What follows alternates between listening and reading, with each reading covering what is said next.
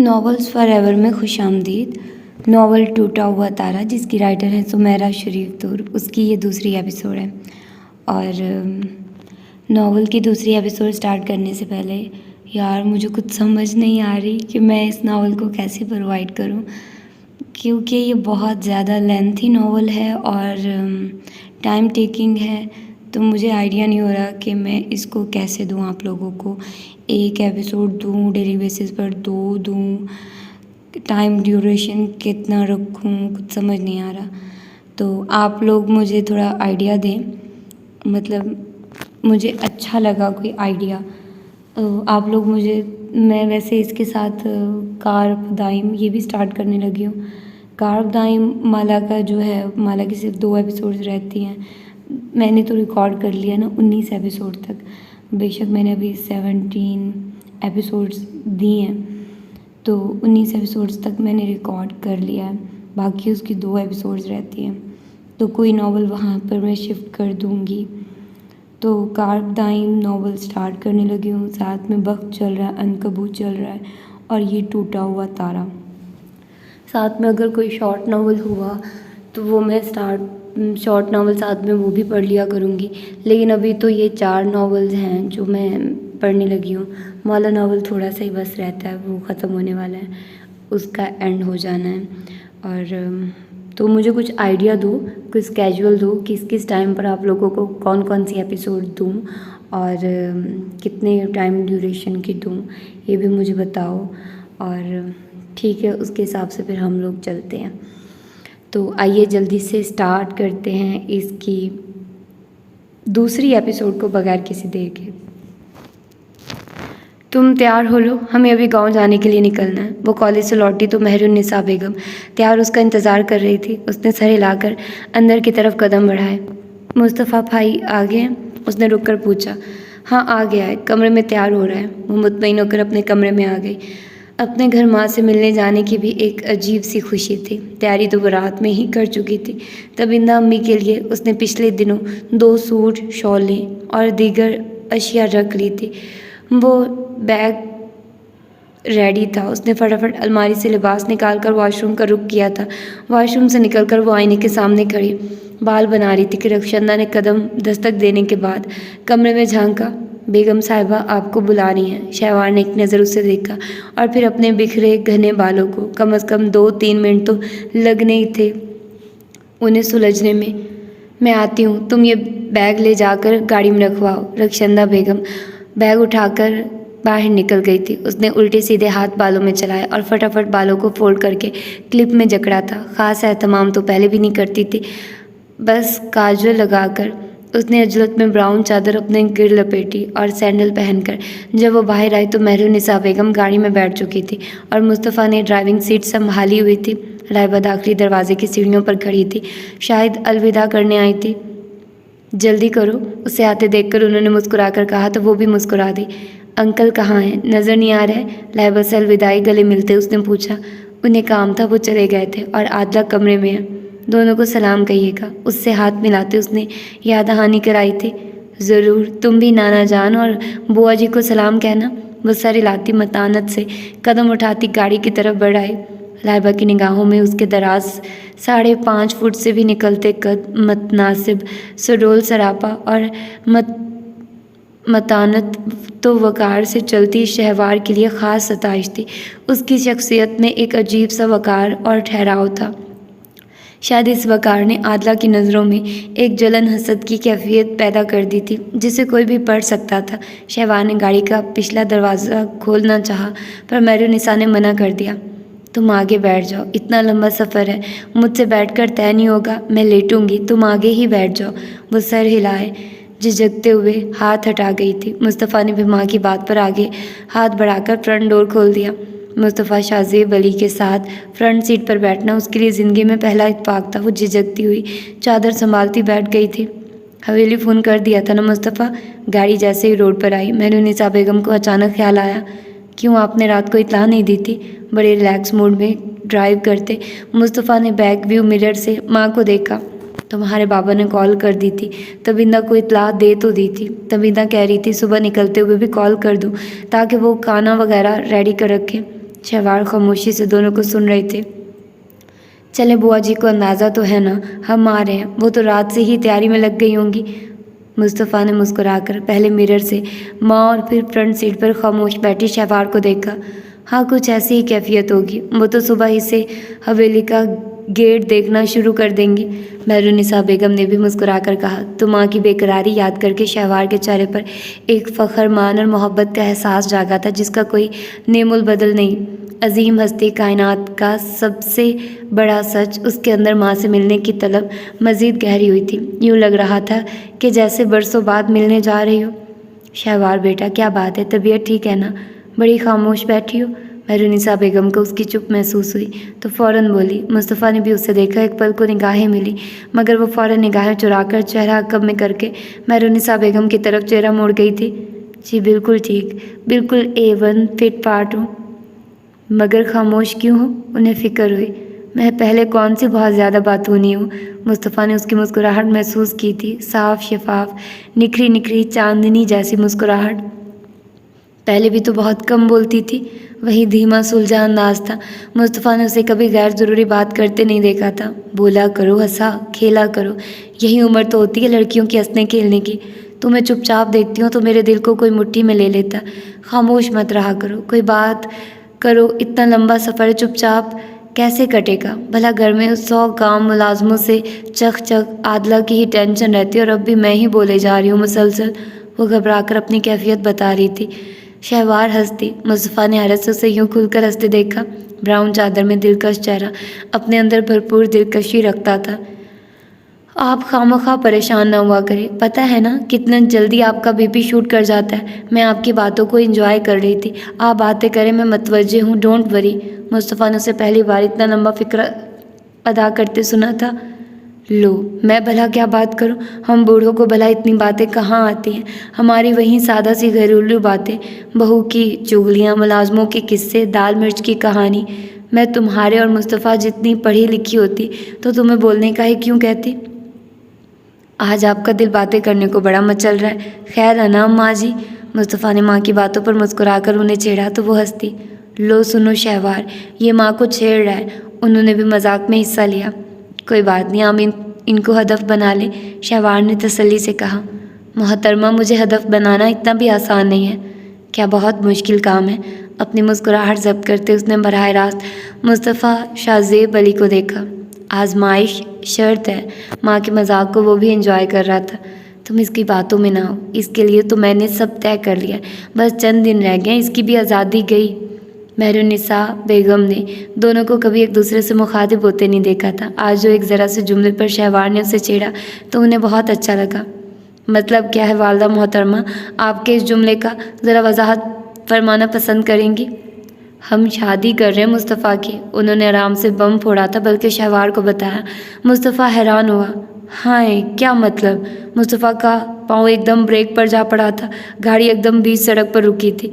गाड़ी के यूं रुकने पर टायर चढ़चढ़ाए थे। आगे पीछे वाली गाड़ियों के भी ब्रेक लगे। फिजा अगले पल हॉर्न की आवाज़ से गूंज उठी थी। मुस्तफ़ा ने फ़ौरन संभलकर गाड़ी दोबारा आगे बढ़ाई।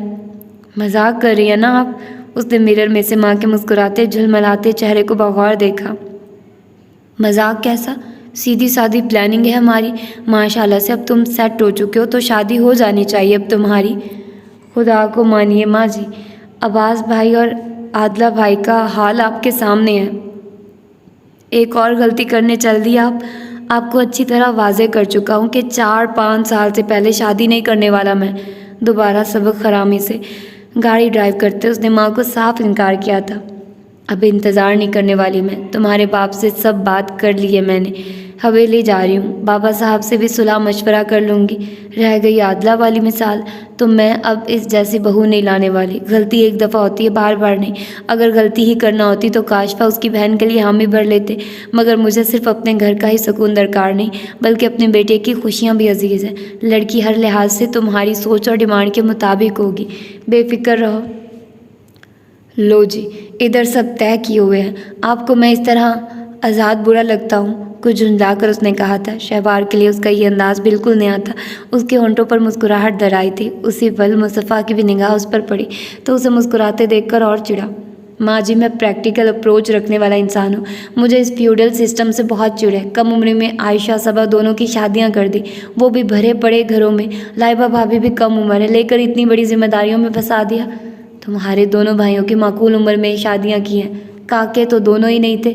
उसके इस तरह चिढ़ने पर उन्होंने उससे ज़्यादा चिढ़कर जवाब दिया था, लो, इन मोहतरमा को अभी तक क्यों बख्शा हुआ है? मेरा ख्याल है कि 21वें सन से ये मोहतरमा भी तजावुज़ कर चुकी होंगी।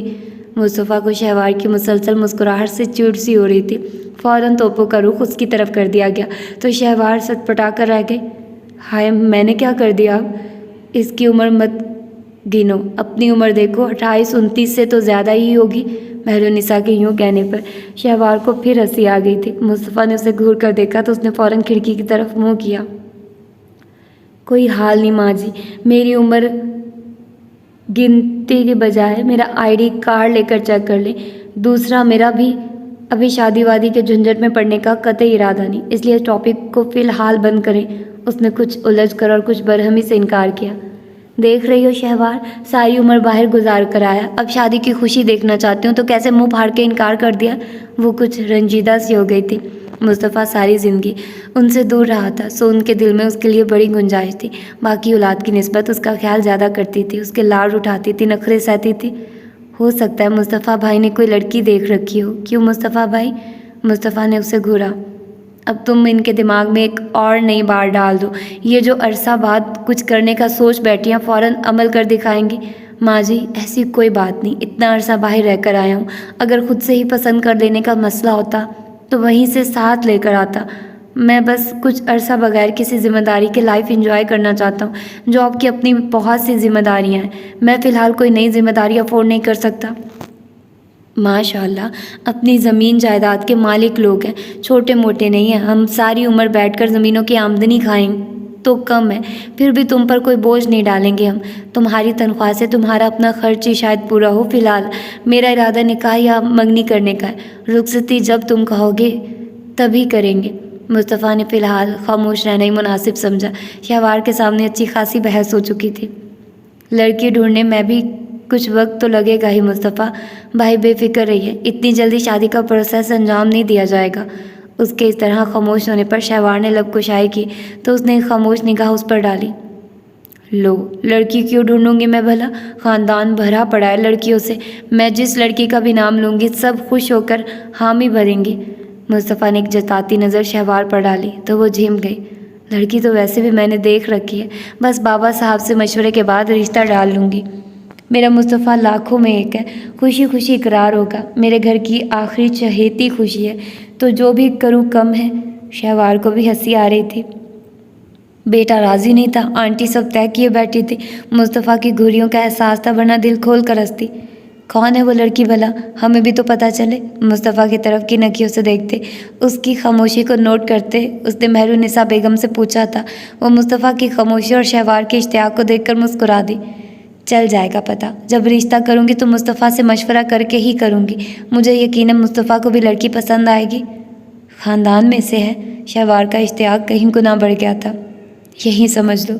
वो भी सस्पेंस पैदा कर रही थी। वो उलझी, बड़े अंकल हसन अंकल या दोनों फूफो की बेटियों में से है या फिर दूर की रिश्तेदारी है। तुम अंदाज़ा लगाओ, उन्होंने मुस्कुराकर कहा तो वो उलझ गई। आगे पीछे सब जानने वाली तमाम लड़कियों के नाम चेहरे याद कर डाले, मगर कुछ समझ न आया। लड़की प्यारी है, सोचते वो पूछा तो वो हंसती। हाँ, बहुत ज़्यादा, यूँ कहो चंदे महताब है। मुस्तफ़ा बिल्कुल लाताल्लुक़ था। ज़बरदस्त। कद कितना है? मुस्तफ़ा भाई के साथ चलते हुए सूट तो करेगी ना? उसका तजस्सुस कहीं गुनाह बढ़ चुका था। कद तो माशाल्लाह बहुत अच्छा है, सूट क्यों नहीं करेगी? मैं उसे देखती हूँ तो मुझे लगता है कि जैसे वो बनी ही मेरे मुस्तफ़ा के लिए। उनके अंदाज में अपनी मतवक्को बहू के लिए बड़ी मोहब्बत थी। शहवार बड़ी इम्प्रेस हुई थी। एजुकेटेड है तो और क्या, अपने मुस्तफ़ा के लिए उसके लेवल की लड़की तो ज़रूरी है ना। अच्छा ये बताइए, बाल कैसे हैं उसके? कटिंग हैं या बस सो? उसकी आंखों में लाइबा भाभी की छोटी बहन शाफिया का अक्स लहराया, जो इन क्वालिटीज़ पर पूरा उतर रही थी। बस बाल छोटे थे। माशाल्लाह बाल तो बहुत प्यारे, लंबे और घने हैं, 4 फुट तो होंगे। शहवार का हाथ बेइख्तियार अपने सर पर जा पड़ा। मुस्तफ़ा ने उसकी हरकत को फ़ौरन नोट किया तो वो चिमकर हाथ गिरा गई थी। वो अपने आप को इतनी खुशकिस्मत नहीं समझती थी। उसकी आंखों में नवाज अंकल की दरबार समाए, जिसके बाल बहुत लंबे और घने थे। अच्छा ये बताइए कि वो पाकिस्तान में रह रही हैं कि आउट ऑफ कंट्री? ये उसके अंदाज़ों की ज़ंबील का आखिरी सवाल था। मुस्तफ़ा ने चिढ़कर उसे देखा। तुम्हें इतनी दिलचस्पी किस लिए? तुमने रिपोर्ट लिखनी है क्या? खासा नाराज़ी लिए डांटने वाला अंदाज था। वो अपनी जगह चुपचाप सी रह गई। हाय हाय, बच्ची को क्यों डांट रहे हो? माशाल्लाह अंदाजे तो इसने सारे ही ठीक ठाक लगाए हैं। चलो मुस्तफ़ा तुम बताओ कौन हो सकती है वो लड़की? सॉरी, मुझे पज़ल खेलने का कोई शौक़ नहीं और आपको लेटना नहीं है। आप शायद भूल रही हैं कि आपने इन मोहतरमा को इसलिए आगे भेजा था कि आप इतना लंबा सफ़र लेट कर करेंगी ना कि बातें करके। वो अच्छा खासा चिढ़ चुका था। शहवार तो एक तरफ, महरुनिसा बेगम तक हंसती थी। चलो तुम पर तरस खा लेती हूँ, लेट जाती हूँ। मैं वैसे भी अब बैठ कर मैं थक गई हूँ। उन्होंने सीट पर पड़ा लंच बॉक्स उठाकर पीछे से कुशन उठाकर सीट पर रखा था। शहवार तुमने तो कुछ भी नहीं खाया होगा, सीधा कॉलेज से आते ही गाड़ी में आ बैठी थी, इसलिए खाना और शॉपर में भी कुछ चीज़ें हैं, खा लो, भूख लगी होगी। उन्होंने शॉपर और लंच बॉक्स अगली सीट पर बैठी शहवार को थमा दिए थे और ख़ुद कुशन सेट करके दराज हो गई थी। शहवार को भूख तो वाकई महसूस हो रही थी। उसने शॉपर देखा, उसमें चिप्स, निम्को, कोक, बिस्किट वगैरह के लवाजमात थे। उसने लंच बॉक्स झोली में रखकर खोला। सबसे ऊपर वाले टिफ़िन में चिकन सैंडविच और कबाब थे। सैंडविच लेंगे आप? उसने खाने से पहले टिफ़िन मुस्तफ़ा की तरफ बढ़ाया था। थैंक्स। मुस्तफ़ा ने एक सैंडविच उठा लिया था। ये कबाब भी हैं। नो थैंक्स, तुमने लंच नहीं किया था, तुम खाओ, ये भाभी ने तुम्हारे लिए ही पैक करके दिया। मैंने तो घर आकर डट कर लंच किया था। भाभी कह रही थी कि ये टिफ़िन में बिरयानी भी है। शॉपर में उन्होंने कोक की बोतल रखी हुई है, वो भी निकाल लो। वो शायद सारा कुछ चेक कर चुका था या भाभी ने उसके सामने पैक कराया था। वो सारी लाते एक सैंडविच उठाकर बड़ी रग़बत से खाने लगी। ये तवील सफ़र था। महरुनिसा बेगम तो पीछे दराज हो गई थी और सफ़र के दौरान उसे कभी नींद नहीं आती थी। अब सारा सफ़र मुस्तफ़ा के साथ इसी तरह बैठकर गुजारना था। शहवार के आने की खबर तो रात में ही मिल गई थी। वो रात से खासी पुरजोश थी। हवेली की सफाई, किचन में खानों की तैयारी तक वो हर चीज़ अपनी निगरानी में करवा रही थी। 2 बजे के करीब उन्होंने कॉल की तो लाइबा ने बताया कि वो लोग हवेली के लिए घर से निकल चुके हैं। लाइबा ने बताया था कि मुस्तफ़ा के हमरा, महरुनिसा और शहवार आ रही हैं। 1.5 घंटा गुजरा तो बाबा साहब को भी उनकी आमद के इंतज़ार से उकताहट होने लगी। ताबिंदा बच्चे अभी तक नहीं पहुँचे हैं, थोड़ी देर में आ जाते हैं। अब तो असर का वक्त भी आ पहुँचा है। तुम कॉल करके पता करो, मैं नमाज़ पढ़ लेता हूँ। हॉल से उठकर अपने कमरे की तरफ चले गए तो तबिंदा बुआ ने नंबर मिलाए। अब की बार वो मुस्तफ़ा शाहज़ेब अली के नंबर पर कॉल कर रही थी। अस्सलाम वालेकुम। मुस्तफ़ा की आवाज़ सुनी तो मुस्कुरा दी। वालेकुम अस्सलाम, जीते रहो। कब तक पहुँच रहे हो तुम लोग? हम बस आधे घंटे में पहुँच रहे हैं। आप सुनाइए, खैरियत है ना? अल्लाह का बड़ा शुक्र है, करम है। बाबा साहब कैसे हैं? ठीक है, नमाज़ पढ़ रहे हैं। कह रहे थे कि पता करूं कि कहाँ हैं बच्चे, कब तक पहुंच रहे हैं। शहवार से बात करवाऊं? वो पूछ रहा था। वो मुस्कुरा दी। रहने दो, आ तो रही है ना, मिल लूँगी, बातें भी होती रहेंगी। वैसे वो खैरियत से है ना? जी बिल्कुल, जैसे आपकी मर्ज़ी। अल्लाह हाफिज़। अल्लाह हाफिज़। वो कॉल बंद करते हुए किचन की तरफ चली आई। हर चीज़ तैयार थी। अज़मत, मैं अपने कमरे में नमाज़ पढ़ने जा रही हूँ। तुम ताज को कह देना कि ध्यान रखे, मेहमान आए तो मुझे इत्तला कर दे। जी। अज़मत को हदायत देकर वो अपने कमरे में आ गई थी। वज़ू करके नमाज़ अदा करने के बाद उन्होंने तस्बीह पकड़ ली थी। यूं ही तस्बीह गिरते करते उनका जहन भटका था। उन्होंने फ़ौरन उठकर अलमारी का जायज़ा लिया। अलमारी में तस्वीर का एल्बम और दीगर कुछ कागजात निचले खाने में पड़े हुए थे। उन्होंने रात यूं ही कुछ निकालने को बाहर निकाले थे मगर वापस रखना याद न रहा था। उन्होंने कागजात लॉकर में मुंतकिल किए। तस्वीर वाला एल्बम लेकर वो बिस्तर पर आ बैठी थी। इस एल्बम में गुजरे लम्हों की बहुत सी यादें थी। उनका दिल भरा है। एक तस्वीर को देखकर उनके होंठ बेख्तियार तस्वीर पर झुक गए थे। तस्वीर में एक मर्द और औरत थे। दोनों ने ही बच्चों को उठाया हुआ था। मर्द के बाजू में बच्चा था, 3-4 साल खूबसूरत सेहतमंद बच्चा, जबकि औरत के बाजू में एक 1.5 साल की बच्ची थी। आह, कैसे कीमती मोती थे। न जाने कहाँ हालात के सर्दो गर्म सह रहे होंगे। वो अमानत में ख़यानत तो नहीं करते। पहले मोहब्बत को आजमा लेने का दावेदार था। सिकंदर, देखो मैं किसी की भी हिफाजत न कर सकी। बेरब्त जुमले, बेरब्त अंदाज, लर्जते होंठ और शिद्दत से बहते आंसू, न जाने किस दुख का इजहार था ये। एकदम बाहर गाड़ी का शोर बुलंद हुआ तो उन्हें एहसास हुआ कि कितना वक्त गुजर चुका है।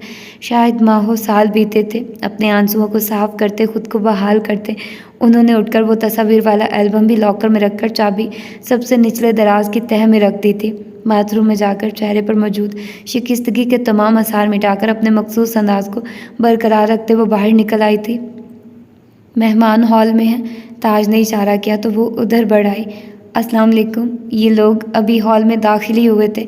बाबा साहब साथ ही थे। वालेकुम अस्सलाम। मेहरुनिसा बेगम ने बड़ी मोहब्बत से तबीना को साथ लगाया। ठीक हो ना? उन्होंने खुद से अलहदा करके बगौर उसका चेहरा देखा। गहरी झील सी आंखों की सुर्खी बरकरार थी। तबीना बुआ ने सर हिला दिया था। ये शिकस्ता इमारत बताती थी कि कभी ये बड़ी शानदार थी, इतनी शानदार जो देखे वो नज़र हटाने को ना माने। मगर ये इमारत अंदर ही अंदर दीमक की तरह खाई जा चुकी थी। अब सिर्फ इमारत खाली थी और कुछ भी नहीं। तबीना बुआ की जवानी का वो दिलकश पुरसोज रूप तो उन्होंने अपनी आंखों से देखा था। ये जवानी हवेली के चार दीवारी में रुल गई थी। उनके दिल से एक होक उठी थी। अस्सलाम वालेकुम अम्मी। मेहरुनिसा कहते ही शहवार बड़ी बेताबी से माँ से लिपट गई। कितने दिनों बाद मिल रही थी। आंखें भीग गई तो आंसू रुखसारों पर रास्ता बनाते चले गए। वालेकुम अस्सलाम। उन्हें महसूस हो गया था कि वो सिसक रही है। उन्होंने भरपूर अंदाज में उसका नाजुक सरापा अपने बाजुओं में समो लिया, यूँ जैसे कोई कांच को बड़ी हिफाजत से थाम लेता है। ओहो, बुरी बात शहवार, माँ को परेशान ना करो, चलो इधर आओ। मेहरुनिसा की उसके चेहरे पर निगाह पड़ी तो फ़ौरन टोक दे। उसे माँ से अलहदा करके अपने बाजू के हसार में लिए सोफे पर जा बैठी थी। अस्सलाम वालेकुम, कैसी हैं आप? मुस्तफ़ा ने बड़े अदब से सलाम के बाद हाल दरियाफ्त किया। वालेकुम अस्सलाम, जीते रहो। उसके कंधे पर हाथ फेर कर बगौर उसे देखा। मुस्तफ़ा पर निगाह पड़ते ही उनके दिल का आलम खुशी से जगमगा उठा। नुकसान बहुत हुआ था माजी में, मगर अब सूद के साथ वसूलने का वक्त था। तमाम लड़कों से हटकर सुलझा और संजीदा मिजाज ये लड़का बेपनाह खूबरू जवान था। उन्हें ख़ानदान भर में मुस्तफ़ा के मुकाबिल कोई और नज़र नहीं आया था। सफ़र कैसा गुजरा? कोई परेशानी तो नहीं हुई? सोफे पर बैठते हुए उन्होंने बेटी को मोहब्बत भरी निगाहों से देखते भाभी और मुस्तफ़ा पर निगाह डाली। वो तो थोड़ी देर बाद ही सो गई थी। ये तो शहवार ने ही थोड़ी देर पहले उठाया कि सफ़र तमाम होने वाला है। और मुस्तफ़ा बेटा, आपकी जॉब कैसी जा रही है? अल्लाह का शुक्र है बुआ जी, बहुत अच्छी। तभी अजमत चली आई। चाय ले आऊँ? उसने पूछा। मैं फ़्रेश होना चाहता हूँ पहले। मुस्तफ़ा फ़ौरन खड़ा हो गया था। ड्राइविंग के दौरान वो थक गया था। बेशक गाड़ी ज़बरदस्त थी, मगर सफ़र फिर सफ़र होता है। अच्छा भाभी और शहवार, आप दोनों भी फ़्रेश हो लें, फिर चाय लगवाती हूँ। फ़्रेश होने के बाद चाय पी गई। मगरिब हो चुकी थी। नमाज के कुछ देर बाद तबीना बुआ ने खाना लगवा दिया था। खाना खुशगवार माहौल में खाया गया था। खाने के बाद चाय का दौर चला था और फिर बाबा साहब, तबीना बुआ और मेहरुनिसा बेगम के दरमियान एक तवील गुफ्तगू की नशीस जमी थी। मुस्तफ़ा पास ही था। गाहे बगाहे टीवी देखते वो भी गुफ्तगू में हिस्सा ले रहा था, जबकि शहवार कुछ देर पास बैठने के बाद न जाने कहाँ गुम हो गई थी। टीवी की तरफ से उकताकर वो बाहर निकल आया था। गांव में बड़ी जल्दी रात हो जाती है। अभी 9 ही बजे थे, मगर लग रहा था कि जैसे आधी रात बीत गई है। घर और फैमिली से दूर रहने की वजह से वो बहुत कम गाँव के माहौल में रह पाया था, इसीलिए यहाँ आकर वो अक्सर बोर हो जाता था। वो बरामदा भूर करके सहन में आ निकला। रात फैली है तेरे सुरमई आंचल की तरह, रात फैली है तेरे सुरमई आंचल की तरह। इन्हीं लफ्ज़ों की तकरार। मुस्तफ़ा के कदम ठठक गए थे। वो एकदम अपने कदमों पर घूमा था। आवाज़ अकब से यानी बाग की जानिब से आ रही थी। कोई बड़े रिदम और लय में गा रहा था। रात फैली है तेरे सुरमई आंचल की तरह, चांद निकला है तुझे ढूंढने पागल की तरह। रात फैली है तेरे सुरमई आंचल की तरह। गाने वाली की आवाज़ में बड़ा सोज और ज़ीरो बम था। मुस्तफ़ा को इस सन्नाटे में गूंजती ये आवाज़ बड़ी दिलनशी लगी। वो बाग की तरफ बढ़ आया। इतराफ़ में अंधेरा था। सहन में एक बल्ब रोशन था, बाकी लाइट्स ऑफ थी। वो जो कोई भी थी फव्वारे की दीवार पर बैठी इर्द गिर्द से बेखबर गा रही थी। सर घुटनों में था और लंबे दराज बाल पुष्ट पर फैले ज़मीन पर बिखरे हुए थे। खुश्क पत्तों की तरह लोग उड़े जाते हैं, शहर भी अब तो नज़र आते हैं जंगल की तरह। रात फैली है तेरे सुरमई आंचल की तरह। وہ آنکھیں بند کیے دنیا و مافیا سے بے خبر صرف اپنی ذات میں مگن گا رہی تھی۔ مصطفیٰ اس کے عقب میں آ کر دونوں بازو سینے پر باندھے کھڑا ہو گیا تھا۔ پھر خیالوں میں تیرے قرب کی خوشبو جاگی، پھر برسنے لگی آنکھیں میری بادل کی طرح، رات پھیلی ہے تیرے سرمئی آنچل کی طرح۔ مصطفیٰ کو حیرت ہوئی کہ یہ لڑکی اس قدر اچھی آواز اور ذوق کی مالک ہے۔ گاڑی میں اس نے اس کا بڑا مختلف روپ دیکھا تھا، مگر اس وقت تو وہ کسی اور ہی روپ میں نظر آ رہی تھی۔ بے وفاؤں سے وفا کرتے گزری ہے حیات، میں برستا رہا ویرانوں میں بادل کی طرح، رات پھیلی ہے تیرے سرمئی آنچل کی طرح۔ آخر میں اس کی آواز بالکل مدھم ہوتے تھم گئی تھی، فضا میں آخری مصرعے کی بازگشت ٹھہر گئی تھی۔ زبردست، بہت اچھے، مصطفیٰ نے بے اختیار سراہا تھا، وہ جو کتنے عرصے بعد حویلی آ کر بے تاب سی ہو گئی تھی۔ ایک دم اپنے عقب سے آتی آواز سن کر گھبرا کر اٹھی تھی۔ آپ؟ اسے ایک دم شرمندگی نے آ گھیرا، نہ جانے یہ کہاں سے نکل آیا، وہ کون سی بڑی گلوکارہ تھی، نہ جانے کیا سوچتا ہوگا۔ بہت اچھی آواز ہے تمہاری، وہ جو ہمیشہ اسے ایک ڈھکے چھپے روپ میں دکھائی دی تھی، اس وقت اس کے گلے میں دوپٹہ تھا، بالوں کا آبشار گھٹنوں سے نیچے تک جا رہا تھا۔ مصطفیٰ کو آج تک اندازہ نہ ہو سکا تھا کہ اس لڑکی کے بال اس قدر لمبے، گھنے اور پیارے ہیں۔ چاند کی روشنی میں اس کے وجود سے عجب تابناکیاں سی پھوٹ رہی تھی۔ اس نے مصطفیٰ کے انداز پر گھبرا کر فوراً دوپٹہ سر پر جمایا تھا، مگر چادر اور دوپٹے کا فرق اسے پہلی بار واضح محسوس ہوا۔ چادر اس کے سارے وجود کو ڈھانپ لیتی تھی، جس سے بال چھپ جاتے تھے، جبکہ دوپٹہ اس کے صرف سر کو ہی چھپا سکا تھا۔ اسے جی بھر کر کوفت ہوئی کہ کیوں بال کھول کر وہ ادھر آ نکلی تھی، کم از کم ہیئر بینڈ ہی ڈال لیتی۔ ادھر اکیلی کیوں بیٹھی ہوئی ہو؟ اس نے اس کے پاؤں کو دیکھا جو وہ قریب پڑی سینڈل میں چھپا رہی تھی۔ یوں ہی ادھر آ نکلی تو ادھر بیٹھ گئی۔ مصطفیٰ اس سے کچھ فاصلے پر فوارے کی دیوار پر ہی بیٹھ گیا تھا۔ تم تو خیر ادھر ہی پلی بڑی ہو، مگر میں ادھر آ کر بہت بور ہو رہا ہوں، بہت کم آنا جانا رہا ہے، اس لیے شاید بوریت کا احساس ہو رہا ہے۔ وہ پزل سی اسی طرح کھڑی رہی، اس کے ساتھ گفتگو کا بہت کم اتفاق رہا تھا۔ آج بھی گاڑی میں جب تک آنٹی لیٹی تھی باتیں ہوئی تھی، اس کے بعد تو ایک دو جملوں کے علاوہ کوئی بات نہ ہوئی تھی، اور اب وہ انگلیاں چٹکھاتی اس طرح کھڑی تھی کہ جیسے ابھی بھاگ جائے گی۔ مصطفیٰ نے نوٹ کیا تو اس کے ہونٹوں پر بے اختیار مسکراہٹ بکھرتی چلی گئی۔ وہ شاید اس کی تنہائی میں مخل ہوا تھا۔ اس نے اندازہ لگایا۔ بیٹھو، اس نے کہا تو وہ جھجکتے ہوئے قدرے فاصلے پر دیوار پر ٹک گئی۔ فوارہ بند تھا۔ مصطفیٰ نے اس کے ٹھہرے پانی میں ہاتھ ڈالا تو سرد پانی نے ایک عجیب سا احساس بخشا، ٹھنڈک امیز تنہائی لیے، بڑا دل فریب سا احساس۔ امی، بابا اور آنٹی ہال ہی میں ہیں؟ ایک بے نام سی خاموشی سے گھبرا کر اس نے پوچھا تو مصطفیٰ نے سر ہلایا۔ ادھر ہی ہیں۔ وہیں گھریلو ٹپیکل خاندانی باتیں۔ عادلہ بھابھی کا قصہ بابا صاحب کو سنایا جا رہا تھا۔ عادلہ کے ذکر پر اس کے چہرے پر تفکرات کے سائے گہرے ہوئے۔ کیا واقعی انکل عادلہ بھابھی کی خواہش پر انہیں علیحدہ کر دیں گے؟ حرج تو کوئی نہیں، گھریلو سکون اور امن کے لیے یہ اقدام برا نہیں، مگر عادلہ بھابھی کا رویہ تو غلط ہے نا۔ وہ ایک دکھ سے گویا تھی۔ مصطفیٰ نے بغور اسے دیکھا۔ ہیرے کی لونگ کی چمک نمایاں تھی۔ اس سے پہلے اسے اس لڑکی کو بغور دیکھنے، بات کرنے کا موقع نہیں ملا تھا۔ آج کا سارا وقت جو اس کے ہمراہ گزرا تھا، اس سارے وقت میں شہوار کی ذات کی بہت سی خوبصورتیاں اس پر آشکار ہو رہی تھی۔ اسے محسوس ہو رہا تھا کہ وہ عادلہ بھابھی کی وجہ سے پریشان ہے، مگر میں نہیں چاہتی کہ وہ علیحدہ ہوں۔ عباس بھائی انہیں اتنی محبت و خواہش سے بیاہ کر لائے تھے، اب ان کا رویہ مجھے سمجھ نہیں آ رہی کہ میں کس طرح ان کی غلط فہمیاں دور کروں۔ وہ خود سے الجھ جھلج کر تھک چکی تھی۔ وہ کسی سے بھی دل کی بات نہیں کہہ سکتی تھی۔ نہ جانے کیسے مصطفیٰ کے سامنے اس کے ہونٹوں سے یہ الفاظ نکلے تھے۔ مصطفیٰ اس کے انداز پر بری طرح چونکا تھا۔ کیسی غلط فہمیاں؟ اس نے گھریلو امور میں کبھی دلچسپی نہیں لی تھی، مگر عادلہ والا واقعہ اس کے سامنے ہوا تھا تو اس کا متجسس ہونا لازمی تھا۔ شہوار شش و پنج میں پڑ گئی کہ وہ اس سے کچھ کہے یا نہیں۔ اس کے دل پر اس قدر بوجھ بڑھ چکا تھا کہ دل چاہتا تھا کہ کہیں بیٹھ کر کسی کے سامنے دل کھول کر اپنا غبار نکالے۔ تبھی نبی کو وہ پریشان ہی کرنا چاہتی تھی، اور کسی اور سے کہتی بھی تو کیا اور کیسے؟ کوئی سیریس بات ہے شہوار؟ اس کے لبوں سے اپنا نام سن کر وہ چونکی۔ میرا خیال ہے کہ تم عادلہ بھابھی والے واقعے کو لے کر خاصی پریشان ہو۔ کیا بات ہے؟ اگر بتانا پسند کرو تو بتا سکتی ہو۔ اس کے اس انداز پر مصطفیٰ کو لگ رہا تھا کہ بات کچھ ضرور ہے اور سیریس تھی، ورنہ وہ اتنی پریشان یا فکر مند دکھائی نہ دیتی۔ آپ سے کسی سے ذکر تو نہیں کریں گے؟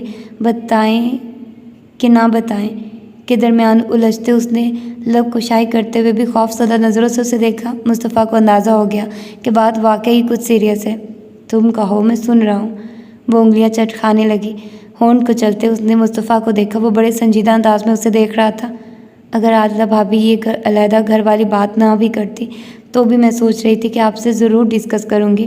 दरअसल मुझे समझ नहीं आ रही कि इस मसले को कैसे हल करूँ, कैसे आपको बताऊँ। वो दोबारा बैठ गया था। आदिला भाभी जब से इस घर में ब्याह कर आई हैं, उन्होंने ना जाने क्यों मुझसे बैर बांधा हुआ है। शुरू में तो मैं उलझती रही, मगर अब आकर उनके रवैयों की समझ आ रही है। उसने आगाज़ किया तो वो बगौर उसके चेहरे को देखे गया। उसकी निगाहें अपने हाथों पर थी, चेहरा झुका हुआ था। बाबा साहब और बाकी लोगों का ख्याल मेरी ज़ात अब्बास भाई के साथ अटैच करने का था। उसने बहुत धीमे लहजे में इंकशाफ किया था। मुस्तफ़ा ने खासा हैरान होकर उसे देखा। उसके दिल में ये बात नहीं थी, मगर अब्बास भाई को आदिला भाभी पसंद आ गई और ये बात यही ख़त्म हो गई। शादी के बाद शुरू में आदिला भाभी को मेरी और अम्मी की ज़ात से वैसे ही दिलचस्पी रही जैसी बाकी लोगों को। फिर आहिस्ता आहिस्ता उनकी ये दिलचस्पी नागवारी और नफ़रत में बदल गई। वो खामोशी से सुन रहा था। न जाने उन्हें कैसे इल्म हो गया था कि कभी बुजुर्ग अब्बास भाई के लिए मेरा नाम ले चुके हैं। वो बताकर चुप सी हो गई थी। फिर उसके लिए सारे मामले में दिलचस्पी खासी बढ़ चुकी थी। एक घर में ही रहते हुए मैंने बड़ी कोशिश की कि ख़ुद को महदूद कर लूँ, अब्बास भाई आपका सामना ना हो, मगर एक घर में ही रहते हुए मैं कहाँ तक कामयाब हो सकती थी। खुदा की कसम मैं थक गई हूँ उनकी ज़बान से निकलने वाले रकीक इल्ज़ामात और जुमले सुन कर। वो कहते कहते एकदम रो दी थी और मुस्तफ़ा वो जहाँ था वहीं साकित रह गया था। उसे हाथों में चेहरा छुपाए रोते देखता रहा। मेरी एजुकेशन का मसला ना होता तो मैं कभी हवेली से बाहर कदम ना निकालती। मैंने कई बार अंकल से कहा कि मुझे हॉस्टल शिफ्ट कर दें, मगर अम्मी नहीं मानती। मैं किसी को असल बात नहीं बता सकती। काफ़ी देर रोने के बाद उसने मज़ीद कहा, oh my God, what is a nonsense, मुझे तफसील से बताओ। उसने कहा, अब्बास भाई खुद बहुत परेशान है। मुझे नहीं पता बाकी लोग उनकी नफ़रत की असल वजह जानते हैं या नहीं, मगर मैं नहीं चाहती कि अम्मी तक ये बात पहुँचे। दुपट्टे से नाक रगड़ते उसने कहा। तो मुस्तफ़ा ने जेब से रुमाल निकालकर उसकी तरफ बढ़ाया। शुक्रिया। रुमाल लेकर उसने चेहरा साफ किया। अब क्या नई बात हुई है? बड़े तहम्मुल से वो पूछ रहा था।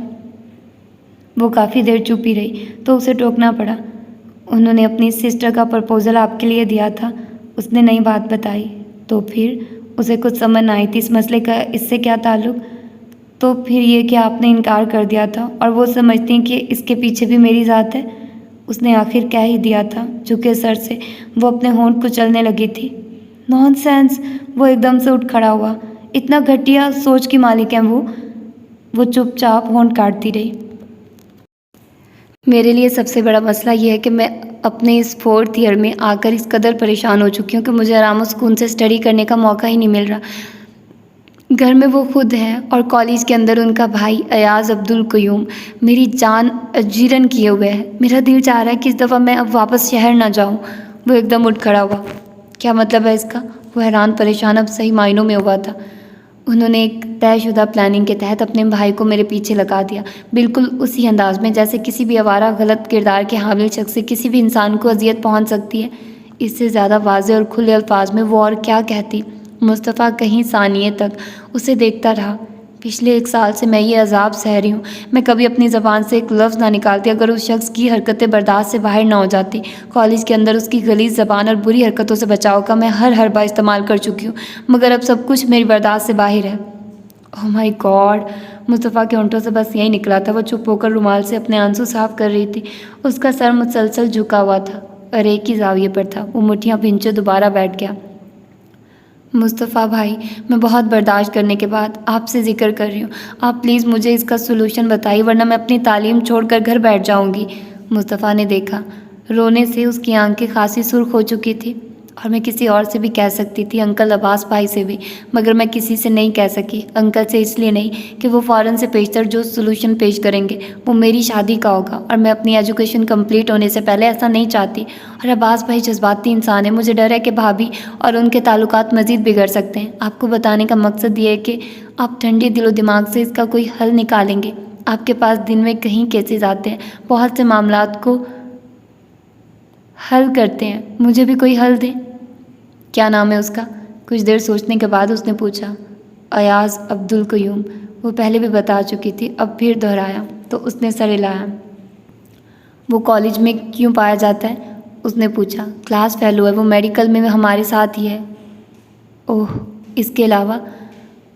اس نے نفی میں سر ہلایا۔ اوکے، اب یہ میرا مسئلہ ہے، تم ٹینشن فری ہو جاؤ، اس کے بارے میں مزید معلومات میں خود حاصل کر لوں گا۔ تمہیں چاہیے تھا کہ پہلے یہ مسئلہ ڈسکس کر لیتی تو خواہ اتنا عرصہ پریشان رہی۔ بے شک ہم میں کوئی خونی رشتہ نہیں ہے، مگر بوا اور تم سے جو تعلق ہمارے خاندان کا ہے وہ بہت گہرا اور انمٹ ہے۔ بھابھی جیسے کنزرویٹو لوگ اس تعلق کو سمجھ نہیں سکتے، یہ دماغی بیمار لوگوں کی سائیکی ہے۔ خیر، بھابھی کا مسئلہ پہلے ہی بابا کے پاس ہے، وہ خود ہی دیکھ لیں گے۔ رہ گیا یہ مسٹر ایاز والا مسئلہ، یہ میری ذمہ داری ہے۔ تم نے مجھ پر اگر بھروسہ کیا تو پھر مطمئن ہو جاؤ، انشاءاللہ بہتر حل نکالوں گا۔ وہ رومال سے چہرہ اچھی طرح صاف کرتے اٹھ گئی تھی۔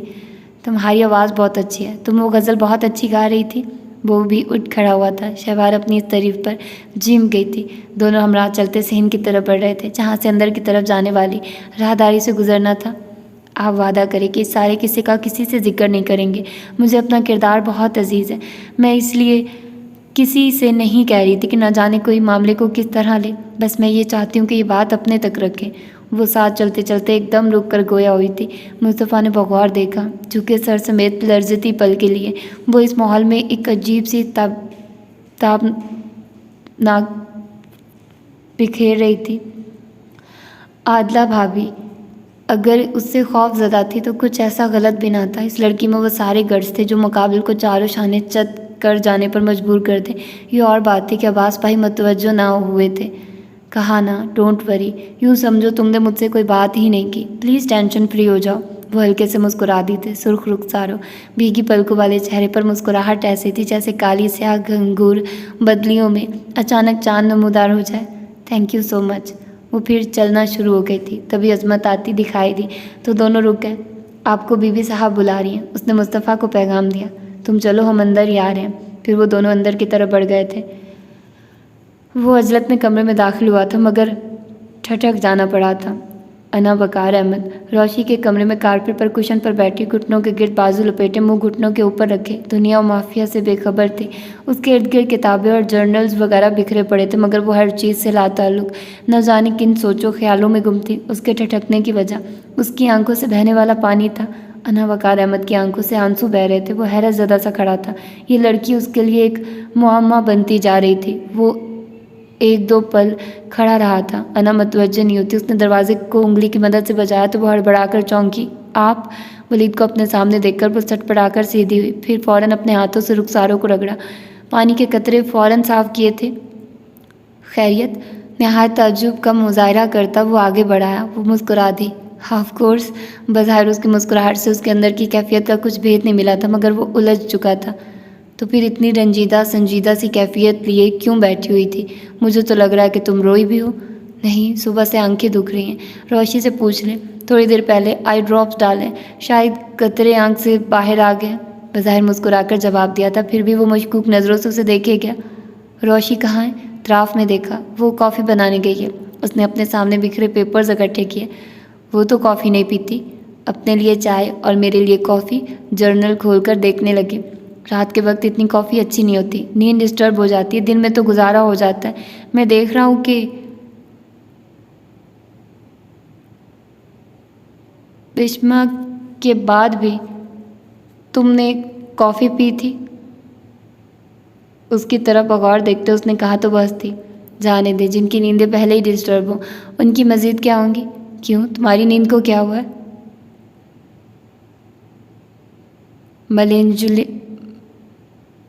ملنجولیا ہونٹ دانتوں تل دبا کر وہ مسکرا دی تھی۔ یہ تو خاصی سیریس بات ہے، علاج کرواؤ اپنا۔ جو حکم جناب کا۔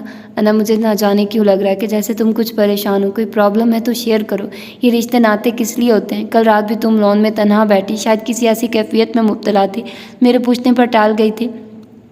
خاصی سنجیدگی سے ولید کہہ رہا تھا۔ انا وقار کا جرنل پر جھکا سر اسی زاویے پر جھکا رہ گیا تھا۔ آپ کا وہم بھی ہو سکتا ہے، سر اٹھائے بغیر اس نے ڈالا۔ یقیناً، مگر تم یہ تو مانتی ہو کہ میری چھٹی اس بہت اچھے انداز میں کام کرتی ہے۔ میں آنکھیں اور کان کھلے رکھتا ہوں، وقت و حالات کا تجزیہ کرنے کی صلاحیت مجھ میں خاصی اچھی پائی جاتی ہے۔ تو میں نے کب ان تمام صلاحیتوں کے پائے جانے سے انکار کیا ہے؟ اب کہ وہ خاصی الجھ کر تیکھے پن سے گویا تھی۔ انکار نہیں، مگر بے وقوف سمجھ کر ٹال تو رہی ہو۔ اب کے انداز خفگی بھرا تھا۔ اس سے پہلے کہ وہ جواب دیتی، روشی ٹرے اٹھائے چلی آئے۔ یہ لو تمہاری گرما گرم کافی، تمہاری جتنی اچھی बनानी तो نہیں آتی مگر گزارا کر لو، وہ بولتی ہوئی کمرے میں داخل ہوئی تھی مگر ولید کو دیکھ کر رک گئی، پھر مسکرا کر آگے بڑھتے ہوئے ٹرے انا کے سامنے رکھ دی۔ خیریت ہے ولی بھائی؟ اسے بغور انا کا جائزہ لیتے دیکھ کر وہ چونکی۔ بالکل، میں نے تمہیں گرین کور والی جو فائل کل دی تھی وہ کہاں ہے؟ اس نے اٹھ کر ریک سے فائل اٹھا کر اسے تھمائی۔ تھینکس۔ ایک سرسری نظر فائل پر ڈال کر اس نے پھر انا کو دیکھا، وہ گود میں بک رکھے کافی کا مگ تھام کر سپ لے رہی تھی۔ اس سے وجہ پوچھو کہ اس سے کیا مسئلہ ہے، میں ذرا کام دیکھ لوں اپنا، ورنہ اس کا دماغ میں اچھی طرح جانتا ہوں۔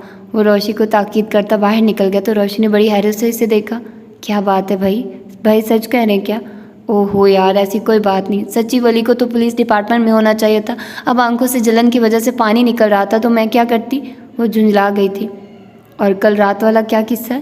کچھ نہیں، اسٹڈی کرتے کرتے تھک گئی تو دل ہوا خوری کو چاہنے لگا، میں باہر چلی گئی تھی، ٹہلتے ٹہلتے بینچ پر گھٹنوں پر سر رکھ کر بیٹھ گئی تھی۔ اب اپنے گھر میں اتنی آزادی سے بیٹھنے پر پابندی لگ جائے گی، حیرت ہے۔ روشی نے بغور دیکھا، وہ اس کی طرف دیکھنے کے بجائے کتابوں کو اٹھا کر ادھر ادھر کر رہی تھی۔ اس نے کچھ کہنا چاہا پھر ٹال گئی اور پھر خاموشی سے چائے پینے لگی تھی۔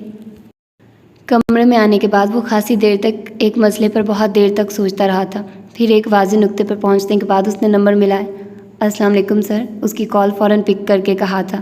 وعلیکم السلام، ٹھیک ہو؟ جی سر، آفس میں کوئی مسئلہ تو نہیں ہوا میری غیر موجودگی میں؟ نو سر۔ اچھا احمد، میری بات دھیان سے سننی ہے، میں تمہیں ایک شخص کا بایو ڈیٹا سینڈ کر رہا ہوں تمہارے سیل پر، اس کے متعلق مجھے صبح تک ساری ڈیٹیل چاہیے، اس لڑکی کے متعلق ہر تفصیل، بڑی سے بڑی چھوٹی سے چھوٹی، گھر کا نمبر، ایڈریس، کالج، دیگر تمام باتوں کی تفصیل میں تمہیں سینڈ کر رہا ہوں۔ یوں سمجھو یہ پرسنل اسائنمنٹ ہے جو تمہارے ذمہ ہے، کل صبح میں کال کروں گا۔ امجد اس کا ماتحت تھا، رائٹ ہینڈ، اس شخص پر اس کو بڑا اعتماد تھا۔ یس سر، میں پوری کوشش کروں گا کہ آپ کو سب معلومات مل جائیں۔ مجھے اس لڑکے کے تمام سرگرمیوں کی فہرست بھی درکار ہے، کن لوگوں سے ملتا ہے، کب، کہاں اور کیوں جاتا ہے، کن لوگوں میں اٹھنا بیٹھنا ہے۔ یس سر، کام ہو جائے گا۔ اوکے، ویل ڈن، اللہ حافظ۔ اللہ حافظ۔ وہ اپنا لیپ ٹاپ ساتھ لایا تھا۔ کچھ ہی دیر میں امجد نے ڈیٹیل سینڈ کر دی۔ وہ ان کا مطالعہ کرنا چاہتا تھا کہ دروازے پر دستک ہوئی تھی۔ یس، کم ان۔ گمان تھا کہ ملازمہ ہوگی مگر دروازے سے مہرالنساء خاتون کو برآمد ہوتے دیکھ کر اٹھ گیا۔ نظریں فوراً وال کلاک کی طرف اٹھی تھی، رات کے 12 کے اوپر کا ٹائم تھا۔ خیریت، آپ ابھی تک جاگ رہی ہیں؟ مجھے تم سے ضروری بات کرنا تھی، سوچا ابھی کر کے ہی سوؤں۔ وہ اس کے پاس ہی بستر پر بیٹھ گئی۔ خیریت، ایسی کیا بات ہے جو آپ نے صبح ہونے کا انتظار بھی نہیں کیا؟ تعجب سے انہیں دیکھا۔ تم پہلے اس کو بند کرو اور پورے دھیان سے میری ساری بات سنو۔ مہرالنساء بیگم کا انداز بڑا دھیما تھا۔ مصطفیٰ کو محسوس ہوا کہ بات خاصی اہم ہے۔ اس نے لیپ ٹاپ بند کرنے کے بجائے سائڈ پر ہو کر ٹیبل پر رکھ دیا تھا۔ نیند نہیں آ رہی تھی، خاصی تھکن کے باوجود وہ امجد کی فراہم کی ہوئی معلومات کو پڑھنا چاہ رہا تھا۔ جی اب کہیے۔ میں یہاں بابا اور تابندہ سے ایک نہایت ضروری کام کے سلسلے میں رضامندی لینے آئی تھی۔ تم گھر میں عادلہ والے مسئلے سے باخبر ہو نا؟ انہوں نے پوچھا تو اس نے حیرانی سے دیکھا۔ کل رات جو بھی ہوا، اس حد تک تو باخبر ہی ہوں، مزید کچھ پتہ نہیں۔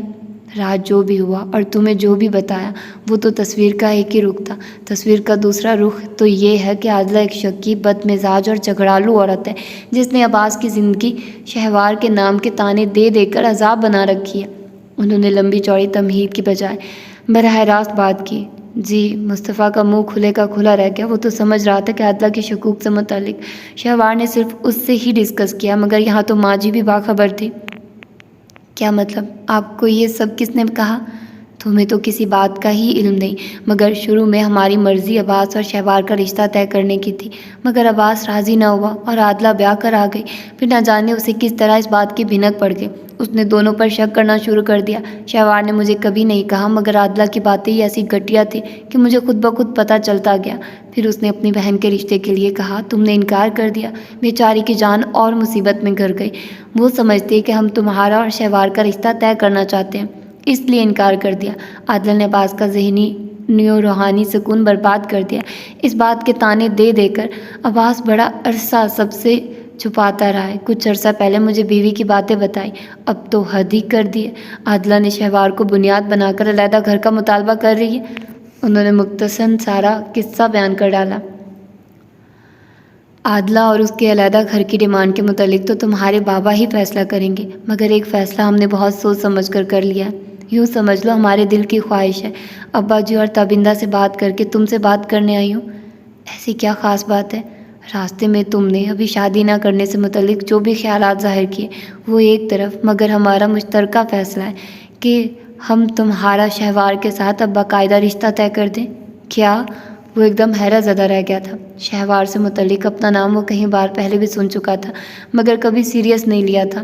اب یہ ایک دم فائنل، فیصلہ کن انداز. بے شک شہوار میں کوئی کمی نہیں تھی، وہ کسی کا بھی آئیڈیل ہو سکتی تھی، مگر اس کی ذات کی تمام تر خوبیوں کو جاننے کے باوجود اس نے اس کے متعلق اس انداز میں کبھی سوچا ہی نہ تھا. تابندہ بہت خوش ہے. اس نے فوراً حامی بھر لی ہے، مگر ساتھ کہہ بھی دیا ہے کہ مصطفیٰ اور شہوار سے پوچھ کر ہی فائنل جواب ہوگا. وہ شہوار سے پوچھ لے، اس سے پہلے میں تم سے رضامندی چاہتی ہوں. اب ہم اس فیصلے کو مزید نہیں لٹکانا چاہتے، جلد از جلد کوئی حتمی فیصلہ چاہتے ہیں تاکہ عادلہ اور عباس کی زندگی میں ناخوشگواریت کی فضا ختم ہو. تمہیں کوئی اعتراض تو نہیں؟ کچھ توقف کے بعد انہوں نے پوچھا. بظاہر شہوار کے لیے کوئی اعتراض نہیں ہونا چاہیے کہ ایسی لڑکیاں کسی بھی انسان کا آئیڈیل ہو سکتی ہیں، مگر آپ کو بتا چکا ہوں ابھی میں شادی سے متعلق سوچنا نہیں چاہتا.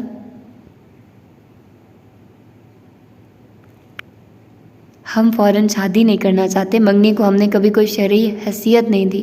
تمہارے بابا کا خیال ہے کہ ہم نکاح کر لیتے ہیں. جب تم راضی ہو اور شادی کی ضرورت محسوس کرو گی تو وہ بھی ایجوکیشن کمپلیٹ کر کے اپنی زندگی میں سنبھل چکی ہوگی، سیٹل ہو چکی ہوگی.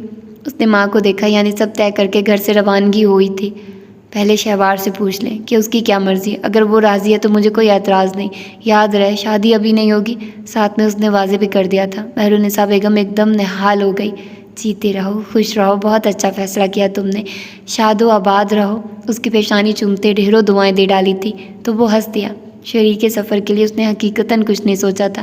شہوار جیسی ہر لحاظ سے آئیڈیل لڑکی کو کچھ بری بھی نہ تھی، اس صورت میں کہ جب کوئی ڈیمانڈ بھی نہ تھی اس کی اپنے دل کی طرف سے، تو یہ لڑکی کہاں بری تھی بھلا. بہت رات ہو گئی ہے، بس تم سے یہی بات کرنی تھی. تابندہ سے ہمارا کوئی خونی رشتہ یا تعلق نہیں، مگر سب سے بڑا انسانیت کا ہی رشتہ ہے. ہم خاندانی لوگ ہیں، اور تابندہ جیسی باکردار عورت جس کی جوانی حویلی کی 4 دیواری میں گزر گئی ہو، اس کی خاندانی پاکیزگی کا اس سے بڑا اور کیا ثبوت ہے کہ کبھی کسی نے اس کی طرف میلی نگاہ سے نہیں دیکھا. حویلی کی بیٹی کسی عزت دی، اور آج اس کی بیٹی ہماری وجہ سے کسی کی نگاہ میں کھٹک رہی ہے تو بھی ہم کو ہی اس کے سر پر ہاتھ رکھنا ہے. سمجھ رہے ہو نا؟ اس نے لگے ہاتھوں تابندہ بوا سے اپنے تعلق کی بھی وضاحت کر دی تھی. آرام کرو، اب بہت رات بیت گئی ہے. وہ اس کے کندھے پر ہاتھ رکھ کر تھپ تھپاتے باہر نکل گئی تو مصطفیٰ نے پرسوچ نگاہوں سے وال کلاک کو دیکھتے ہوئے بستر پر اپنی ٹانگیں سیدھی کی تھی. السلام علیکم. وہ ڈائننگ ٹیبل پر موجود افراد کو سلام کرتے اپنی مخصوص کرسی گھسیٹ کر بیٹھ گئی تھی. سغرا، ناشتہ لے آؤ. کچن کی طرف منہ کر کے اس نے آواز لگائی. وقار صاحب نے اخبار سے منہ ہٹا کر انا کو دیکھا اور اس کی عجلت پر مسکرا دیے. کالج کی تیاری کیے. وہ اب ناشتے کی منتظر تھی. ناشتے کی ٹیبل پر اس وقت سبھی تھے سوائے روشی کے. یہ لوگ گرما گرم پراٹھے، روشی اس کے سامنے پراٹھے کے ساتھ انڈا اور دودھ کا گلاس رکھ رہی تھی. اس وقت سغرا کے ساتھ وہ کچن میں تھی. مجھے بس سلائس گرم کر کے لا دو، وہ اتنا ہیوی ناشتہ نہیں کروں گی میں صبح صبح. اس کی آواز میں اکتاہٹ ضرور تھی کہ ولید نے اپنے ناشتے سے انصاف کرتے سر اٹھا کر اسے دیکھا. وہ بڑے بھینچے تاثرات لیے ٹیبل پر موجود تھی. عجیب سی موڈی تھی یہ لڑکی. دل چاہا تو خوش ہو لیا ورنہ کھچے کھچے رہے. سغرا، انا کے لیے سلائس گرم کر لاؤ. روشی سغرا کو کہہ کر اس کے ساتھ والی کرسی گھسیٹ کر بیٹھ گئی تھی. اس کے سامنے سے پراٹھا آملیٹ سے کھانے لگی تھی. وہ اسی طرح بیزار تاثرات لیے ہاتھ پر ہاتھ دھرے بیٹھی رہی. تمہیں صبح صبح کیا ہوا ہے؟ اتنا موڈ کیوں آف ہو رہا ہے تمہارا؟ صبوحی بیگم نے حیرت سے بیٹی کو دیکھا. وہ ایک دم الرٹ ہوئی. کچھ نہیں سغرا، سلائس گرم کر لی ہیں تو لے آؤ. ماں کو ٹال کر اس نے پھر کچن کی طرف آنکھ لگائے تو اگلے ہی پل سغرا بھاگم بھاگ پلیٹ میں گرم سلائس لیے چلی آئی تھی. یہ لیں جی. اس کے سامنے پلیٹ رکھی تو اس نے خاموشی سے جیم کی شیشی اٹھا لی. سلائس اور دودھ کا ناشتہ کر کے وہ اٹھ کھڑی ہوئی. سغرا، میرے روم سے سینڈل لے آؤ پلیز، جلدی کرو. آرڈر کر کے وہ لاؤنج کے صوفے پر جا بیٹھی. ایک تو اس لڑکی کے موڈ کا کچھ پتہ نہیں چلتا، نہ جانے کیوں اتنی بیزار ہوتی جا رہی ہے. ہر وقت سغرا کو پھرکی کی طرح گھما رہی ہوتی ہے. ولید اٹھ کر لاؤنج میں آیا تو وہ سینڈل پہن کر چادر لپیٹ کر بکس لینے باہر جا رہی تھی. पीछे से सुबोही बेगम कह रही थी। एहसन को मार्केटिंग के सिलसिले में कहीं जाना था, सो वो पहले निकल गया था। वकार साहब और ज़िया साहब लेट जाते थे ऑफिस, वो भी अपना ब्रीफ केस थामे बाहर निकल आया। तुम्हें कितनी दफ़ा कहा है कि रात ही में गाड़ी चेक कर लिया करो, अब सुबह सुबह ये नई मुसीबत, टायर पंक्चर किए हुए हैं। रात को तो अच्छे भले थे, ऐन वक्त पर ही तुम्हें होश आता है। रात भर में ये टायर पंक्चर हो कैसे गया है? वो कुफ़्फ़त बेजारी से ड्राइवर पर बरस रही थी। वलीद को एक लम्हे में ही सूरत हाल का इदराक हुआ। क्या प्रॉब्लम है मंसूर खान? अपनी गाड़ी की तरफ जाने के बजाय वो अना के करीब आ गया था। साहब जी, फ्रंट का बायां टायर पंक्चर हो चुका है। रात बेगम साहब को लेकर किसी रिश्तेदार के यहाँ गया हुआ था तो शायद तब हुआ है। सुबह मैंने चेक नहीं किया कि ठीक ही होगा, वो शर्मिंदगी से बता रहा था। तुम टायर तब्दील करो, दूसरी गाड़ी तो एहसान लेके आए। अभी बाबा और अंकल ने भी ऑफिस जाना है और पुप्पो ने बताई प्रॉब्लम हो जाएगी। अना तुम ऐसा करो, मेरे साथ आ जाओ, मैं ड्रॉप कर दूंगा। अना ने अपनी घड़ी देखी, वो खासी लेट हो चुकी थी। वलीद गाड़ी ड्राइववे पर लाया तो वो खामोशी से फ्रंट डोर खोल कर बैठ गई। खैरियत, सुबह सुबह ये मोहतरमा का मूड क्यों ऑफ है? कुछ दूर आने के बाद उसे खामोशी से बेजार तासुरात लिए बैठे देखकर वो पूछे बगैर ना रह सका था। कुछ नहीं हुआ, वहीं बेजार ले जा। फिर भी कुछ तो हुआ है, मुझे अंदाज़ा नहीं था कि तुम इतनी मूडी हो गई हो। कहा ना कुछ नहीं हुआ, उसने बदतमीज़ी से कहा तो वलीद ने गर्म निगाह उस पर डालने के बाद दोबारा कुछ नहीं कहा। उसका अंदाज़ खासा बदतमीज़ाना था और वलीद को हकीकतन बुरा लगा था। गाड़ी में अब बिल्कुल खामोशी थी। अना को अपने लहजे के बदतमीज़ी और बेजारी का बखूबी अंदाज़ा था। सो वो होंठ को चलते हैं जब बेचारगी लिए। कभी कभार वलीद के अजहद संजीदा तासुरात को देखते अंदर ही अंदर शर्मिंदा हो रही थी। I am sorry. कुछ तवक्कुफ़ के बाद उससे रहा ना गया तो शर्मिंदगी से कह दिया। वो फिर भी खामोश रहा, कोई तासुर ना दिया। सारी रात मुझे नींद नहीं आई। सुबह सुबह शहवार मेरी फ्रेंड है, उसकी कॉल आ गई कि वो आज कॉलेज नहीं आ रही। मोहतरमा हवेली जाकर बैठ गई है। आज का सारा दिन उसके बगैर हज़रत कोफत और बेजारी से गुजरने वाला है। बस उस पर बहुत गुस्सा आ रहा था कि मुझे कल ही बता देती तो मैं आज छुट्टी कर लेती। उसने अपने रवैये की वजाहत की। वलीद ने जब भी कोई रद्द-ए-अमल ज़ाहिर न किया। प्लीज़ वलीद, आप इस तरह खामोश और चुप रहेंगे ना तो मैं रो दूँगी। मेरा दिल वैसे ही गम से बोझल हो रहा है। अजब रंजीदगी लिए वो कह रही थी। वली ने बड़ी खामोश मगर बस निगाहों से उसे देखा। वो वाकई खासी अपसेट और बेचैन दिखाई दी। बस अगले लम्हे रोने को तैयार। इतने दिनों से वो उसका ये अंदाज़ नोट कर रहा था, आज तो हद थी। वो ऐसा क्यों कर रही है? वो हैरान हुआ और साथ में परेशान भी। सारी रात नींद क्यों नहीं आई? संजीदगी से उसने पूछा। पता नहीं वली, मुझे नींद क्यों नहीं आई। मैं परेशान हूँ बहुत ज़्यादा। वो तो जैसे रोने को तैयार बैठी थी, बस छेड़ने की देर थी। एकदम हाथों में चेहरा छुपा कर रो दी।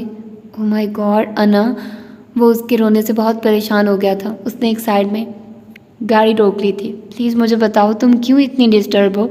उसकी तरफ मुकम्मल तौर पर रुक के पूछ रहा था। अना के रोने में उसकी हमदर्दी पर और शिद्दत आ गई थी। किसी ने कुछ कहा है? कोई ख़ास मसला है तो मुझे बताओ प्लीज़। वो खासा परेशान हो गया था। वो अच्छी खासी मैच्योर्ड और अपने हवास पर कंट्रोल रखने वाली लड़की थी। इस जैसी लड़की से ऐसी जज्बातियत की तवक्को हैरत अंगेज़ अमल ही तो था। अना, उसने उसके हाथ थामने चाहे थे, खामोश करवाना चाहा, मगर वो उसके हाथों पर ही चेहरा टिकाकर रोती रही थी। वलीद के अंदर बड़ी ज़बरदस्त उखाड़ पछाड़ हुई। इस लड़की का ये अमल जिस कदर शदीद था उसी कदर बचकाना भी था। वो शशदर सा उसे देखे गया। अना वकार के उस रवैये की क्या वजह हो सकती है? उसकी आंखों में सोच के साए लहराए। उसने उसे दोबारा नहीं टोका था। वो जी भर कर रोई थी। फिर रोने में कमी आई तो उसने अपना हाथ खींचकर टिश्यू बॉक्स से कहीं लीफ खींचकर उसकी तरफ बढ़ा दिया। ये लो। उसकी आवाज़ पर उसने भीगा सुर्ख चेहरा उठाकर वलीद को देखा। वो लब दांतों तले दबाए सिर्फ संजीदगी से देख रहा था। आंखों में सोच की परछाइयाँ थी। उसने बामुश्किल खुद को संभालते उसका दूसरा हाथ भी छोड़ते टिश्यू के लीफ थाम लिए थे। वलीद ने अपना भीगा हाथ देखा, आंसुओं से तर था, और फिर उसका चेहरा देखा। न जाने क्या बात थी कि उसके आंसू थमने में ही नहीं आ रहे थे। वो खामोशी से विंड स्क्रीन के पार नज़रें जमाए बैठा रहा। I am sorry. खासी देर बाद वो संभली तो शर्मिंदा लहजे में कहा। उसने उसे देखा रो रो कर। उसने चेहरा ख़राब कर लिया था। ऐसी क्या बात है ना जो तुम्हें जज्बातियत से दो चार करने, शिकस्त तो रेखत का मुजाहरा करने पर मजबूर कर रही है? मैं कई दिनों से नोट कर रहा हूँ, मगर तुमने कोई सिरा हाथ में नहीं पकड़ाया। इस तरह टूट कर शिद्दत से बिखर कर रोना कोई आम वजह तो नहीं होगी। प्लीज़ मुझे बताओ तुम क्यों डिस्टर्ब हो? मैं तुम्हारा मसला हल करूँगा।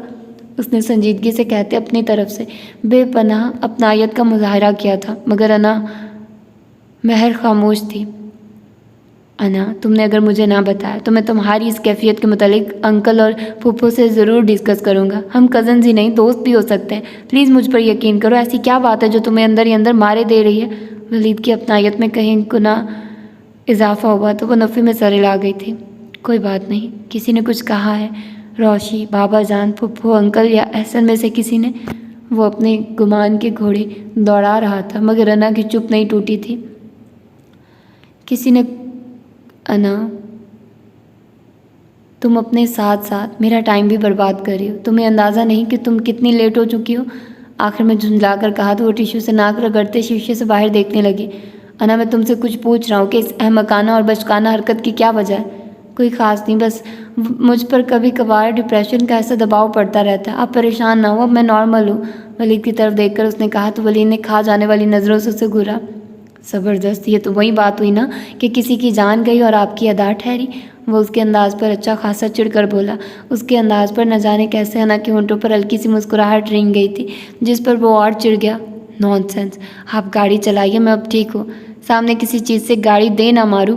یہ تم پاگل اور الو کسی اور کو بنانا، مجھے نہیں. اور یہ تم ذہن نشین کر لو کہ گھر جا کر تمہاری اس حماقت کی تفصیلی رپورٹ میں پھپھو جان کے گوش گزار کرنے والا ہوں. وہ اب تم سے خود ہی نمٹ لیں گی. اس کے دھمکی امیز انداز پر بھی وہ چپ چاپ بیٹھی رہی تھی. ولید کو اب انا پر بے انتہا غصہ آ رہا تھا. اس نے بڑے جارحانہ انداز میں گاڑی آگے بڑھائی. یعنی حد ہوتی ہے جذباتیت کی بھی. وہ سیدھا اسے الو بے وقوف بنا رہی تھی. بڑی تیز رفتاری سے گاڑی ڈرائیو کرتے اس کے تیور بھی بڑے جارحانہ اور دو ٹوک تھے. انا نے گھبرا کر اور سہم کر اس کے انداز اور چہرے کی زاویوں کو دیکھا. گاڑی اس قدر سپیڈ میں تھی کہ کہیں بار کسی نہ کسی چیز سے ٹکراتے ٹکراتے بچی تھی. انا ایک دم خوف زدہ ہو گئی تھی. ولید پلیز. کچھ نہ سمجھ آیا تو اس نے اس کے اسٹیئرنگ کو تھامے مضبوط ہاتھوں پر اپنے نرم و نازک سبک ہاتھ رکھ دیے تھے. گاڑی کسی سے ٹکرا جائے گی. آہستہ. اس نے خفگی اور نخوت سے اس کے ہاتھوں کو جھٹک کر رفتار مزید بڑھا لی اور انا اس کے رد عمل پر ششدر سی سیٹ کے دونوں کناروں کو مضبوطی سے تھام کر بیٹھی رہ گئی. جس طرح زمین کو اچھی خوراک اور آب و ہوا کی ضرورت ہوتی ہے، اسی طرح سر کو بھی تیل کی ضرورت رہتی ہے. ماشاءاللہ اتنے خوبصورت لمبے بال ہیں تمہارے. تیل ڈالا کرو سر میں. ہفتے میں 2 بار تو ضرور مالش کروایا کرو. سر میں خشکی نہیں ہوتی. اتنی مشکل پڑھائی ہے تمہاری، دماغ میں خشکی نہ ہوگی. تبندہ بی کے ہاتھ اس کے بال لگ گئے تھے اور وہ بڑے مزے سے کشن زمین پر ڈالے بیٹھی ان سے مالش کروا رہی تھی. وہ صحن میں بیٹھی ہوئی تھی. یقین جانو میں بڑی مطمئن ہوں. جس طرح بھابھی بیگم اور بھائی صاحب تمہارا خیال رکھتے ہیں، میرا سارا تفکر خوف ختم ہو جاتا ہے. اللہ تمہیں خوش رکھے. نہ جانے وہ کیا کہہ رہی تھی. شہوار کی ذہنی روح بھٹکی. امی آپ کے بال بھی تو اتنے پیارے لمبے ہیں، کیا ابو کے ہوتے ہوئے بھی ایسے ہی تھے؟ اس کا سوال ایسا تھا کہ تبندہ بی کے لبوں سے ایک آہ خارج ہوئی تھی. شہوار کو افسوس ہوا کہ اس نے خواہ باپ کا ذکر کر کے ماں کو دکھی کر دیا. تمہاری جیسے ہی تھے. تمہارے ابو تو دیوانے تھے میرے بالوں کے. اگر کبھی میں باندھ دیتی تو بہت ناراض ہوتے تھے مگر وہ پھر خاموش ہو گئی تھی. ماضی ان کے لیے بڑا تلخ تھا. جیسی خوبصورت خوشگوار یادیں تھیں اتنے ہی تکلیف دہ مناظر تھے. اچھا چھوڑیے اس ذکر کو. میرے ساتھ شہر چل رہی ہیں نا اس بار؟ اس نے فوراً بات بدل لی. تبندہ بھی نے سکھ کا سانس لیا کہ اس نے مزید نہیں کریدا. ابھی نہیں. ہاں چند دنوں بعد چکر لگاؤں گی. ابھی کیوں نہیں؟ سچی میں آپ کو بہت مس کرتی ہوں. وہ ایک دم چھوٹی بچی بن گئی تھی تو تبندہ بھی مسکرا دی. بالکل بچی ہو تم. ہلکی سی سر پر چپت لگائی تھی. السلام علیکم. تبھی باہر سے مصطفیٰ اندر آیا تو دونوں کو بیٹھے دیکھ کر ٹھٹکا. شہوار کا دوپٹہ تخت پر پڑا ہوا تھا. اس نے فوراً پکڑ کر گلے میں ڈالا.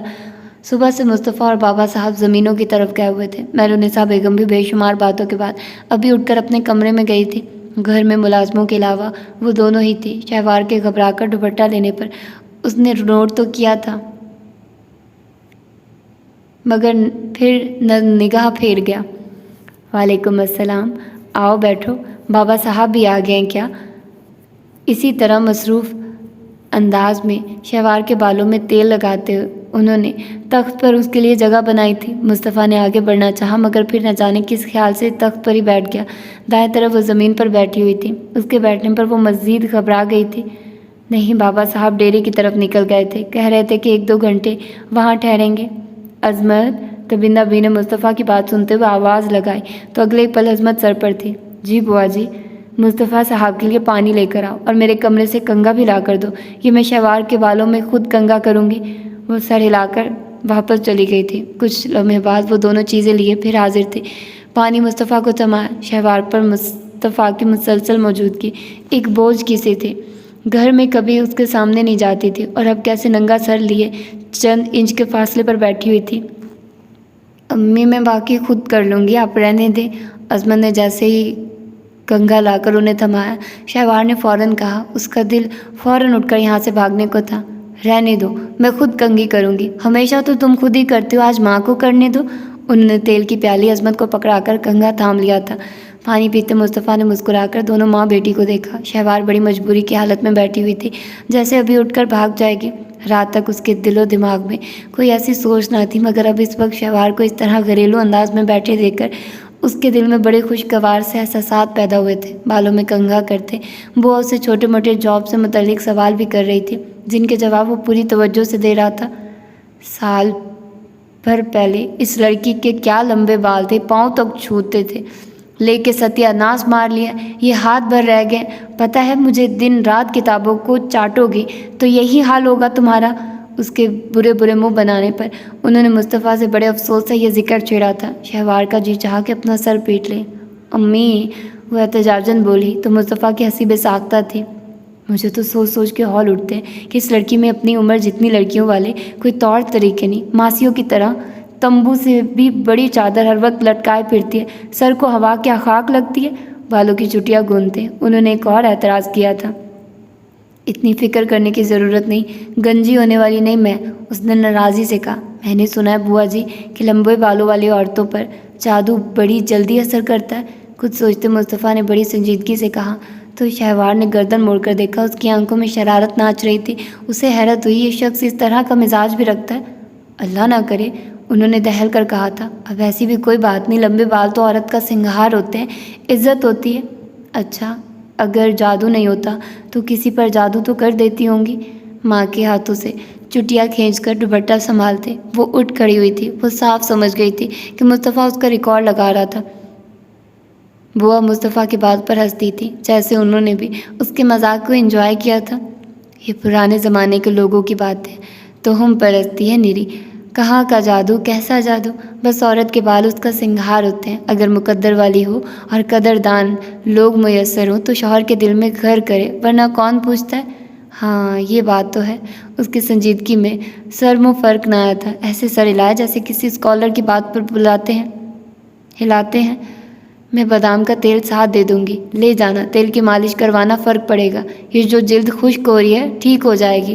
انہوں نے لگے ہاتھوں سے بھی مشورہ دیا۔ جی اچھا، وہ عجلت سے کہہ کر وہاں سے نکل گئے۔ بوا تیل والے ہاتھ پاس پڑے کپڑے سے صاف کر رہی تھی۔ یہ کپڑا کچھ پل قبل شہوار کے کندھوں پر پڑا تھا کہ کوئی تیل کا قطرہ کپڑوں پر گر کر داغ نہ ڈال دے۔ اٹھتے ہی کپڑا زمین پر گر گیا تھا، جسے بوا نے اٹھا لیا تھا۔ بڑی بے پرواہ رہتی ہے اپنی ذات سے، پڑھائی کے علاوہ تو کچھ اور سوچتا ہی نہیں۔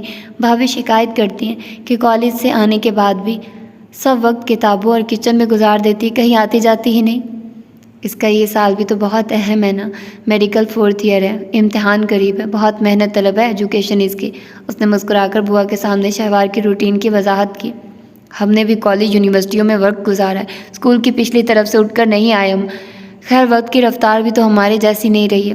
ہمارے دور کی نسل اور اب کی نسل میں بڑا فرق ہے بیٹے، بہت محنت کرتی ہے، شوق بھی بہت ہے اسے ڈاکٹر بننے کا، بس دن رات ایک خواب دیکھتی ہے، اللہ میری بچی کا ہر خواب پورا کرے۔ وہ اپنے بارے میں کچھ کہتے کہتے بات پلٹ گئی تھی۔ مصطفیٰ کے اندر ایک تجسس نے سر ابھارا۔ زبردست، اس کا مطلب ہے آپ ہائی ایجوکیٹڈ خاتون رہ چکی ہے اپنے وقت کی۔ ویسے آپ کی ایجوکیشن کہاں تک ہے؟ وہ بڑے فریش موڈ میں ان سے استفسار کر رہا تھا۔ تویندہ بھی نے بغور مصطفیٰ کی دلچسپی کا مطالعہ کیا۔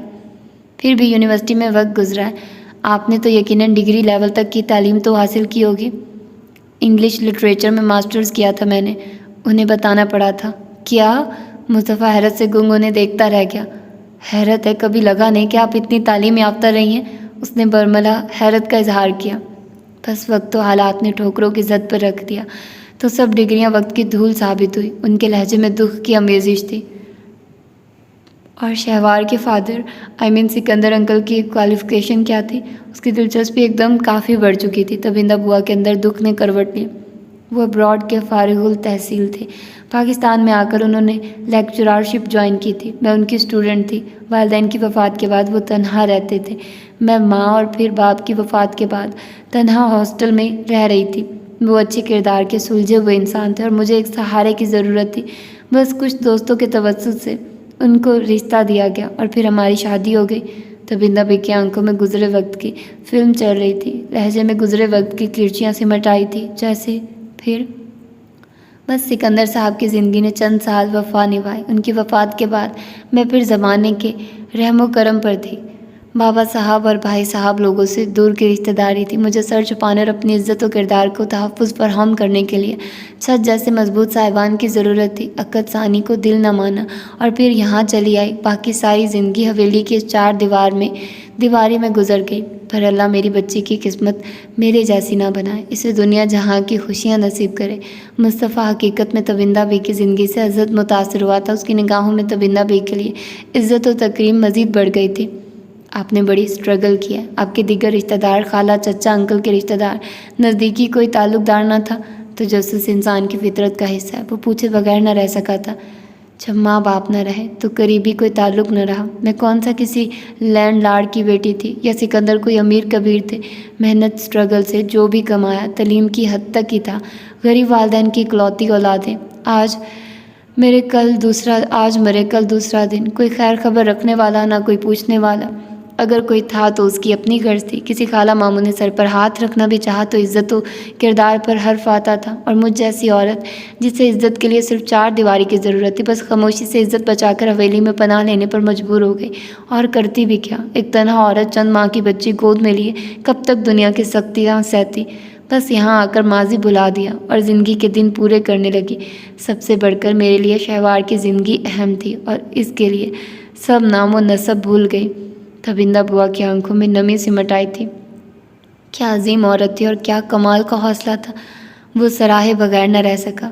نہ میں کوئی عام نسب اور خاندان کی عورت تھی اور نہ ہی سکندر بہت اونچے اور اعلیٰ خاندان کے چشم و چراغ تھے، مگر وقت نے سب کچھ چھین لیا۔ ماں باپ نے نازوں سے پالا، مگر اکلوتے بیٹے کی کوئی خوشی دیکھنا نصیب نہ ہوئی۔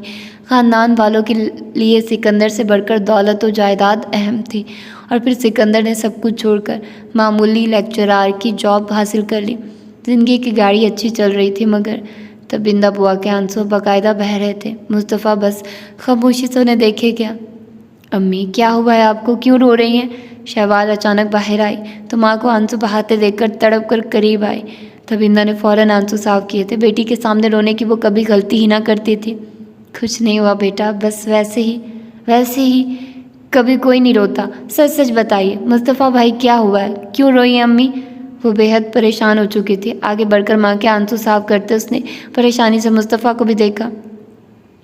میں نے بھلا کیوں رونا ہے؟ اتنی فرما بردار میری بیٹی ہے، ساری عمر کے بعد اب دل کو قرار ملا ہے، سکھ پا رہی ہوں، بس گزرا وقت یاد آ گیا، اور بھلا کیوں روؤں گی؟